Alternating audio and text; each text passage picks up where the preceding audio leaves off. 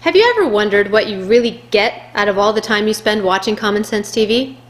Well, how about this for an answer?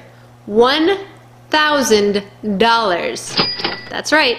An anonymous benefactor has donated that sum as prize money in our inaugural viewer contest. All you have to do is create a meme for the RI Tourism campaign that beats the Cooler and Warmer logo we've been having so much fun with. Well, you also have to beat everyone else who submits an entry. But with a little effort, you could do that too. You see, the winner will be chosen by popular vote of all our viewers as they respond to the entries on our website. To get started, go to contest-commonsenseritv.nationbuilder.com. You'll find all the directions and even a few examples of do-it-yourself logos that will not be entered in the contest. So go out there and prove to the governor that ordinary Rhode Islanders are better than slick New York agencies, and a lot less expensive too, when it comes to touting our home state. Enter today, and you could get a check for $1,000 next month.